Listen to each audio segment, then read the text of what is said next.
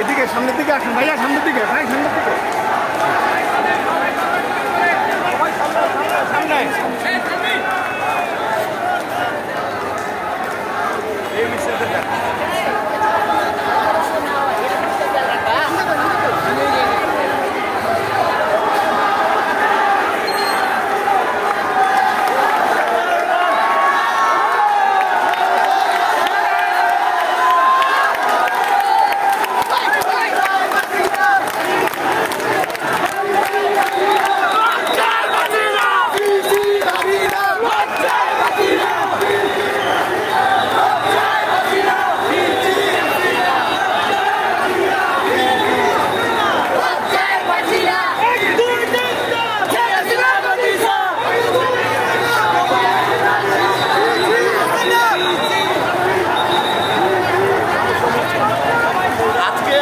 অনেকটাই ইতিহাসের সাক্ষী হলাম যে এই কোটা সংস্কার আন্দোলনকে ঘিরে যে এত রক্তক্ষরণ, এত মানুষের মৃত্যু, এই রক্তাক্ত এই বাংলাদেশ নতুন করে আবারও স্বাধীন হয়েছে এই আন্দোলনের মধ্য দিয়ে।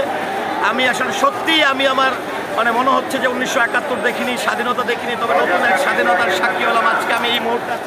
একদমই মিরপুর 10 নম্বর যে চত্বরটি রয়েছে সেখান থেকে কিন্তু সরাসরি আপনাদের সাথে জয়েন করেছে এবং এখানে অপেক্ষা ছিল। আমরা জানি যে সেনাপ্রধান 2টা নাগাদ তার আসলে দেওয়ার সাক্ষাৎকার দেওয়ার কথা ছিল, অর্থাৎ দেশবাসীর উদ্দেশ্যে বক্তব্য রাখার কথা ছিল, সেটা 3টার দিকে নিয়ে গেছে। কিন্তু 2টার পরে লাখ লাখ হাজার হাজার জনতা কিন্তু আস্তে আস্তে করে রাস্তায় নেমে আসে, যেটি আসলে আমি যখন প্রথমে নেমে আসি তখন আসলে রাস্তা শূন্য দেখেছিলাম, বাংলাদেশ সেনাবাহিনীকে দেখেছিলাম, পুলিশ বাহিনীকে আমার খুব একটা চোখে পড়েনি। কিন্তু হঠাৎ করেই যখন জাগ্রত হয়ে উঠল, একদম 1 মিনিটের মধ্যে যেন মিরপুরের পুরো রাস্তা, সেই বিষয়গুলো থেকে মিরপুর 12 নম্বরের পর্যন্ত রাস্তা যেন পরিপূর্ণভাবে স্থান পেয়ে নিয়েছে। সেই আন্দোলনরত ছাত্রছাত্রীরা তাদের চোখে মুখে যেন রক্তের ছায়াটি আমরা লক্ষ্য করছি।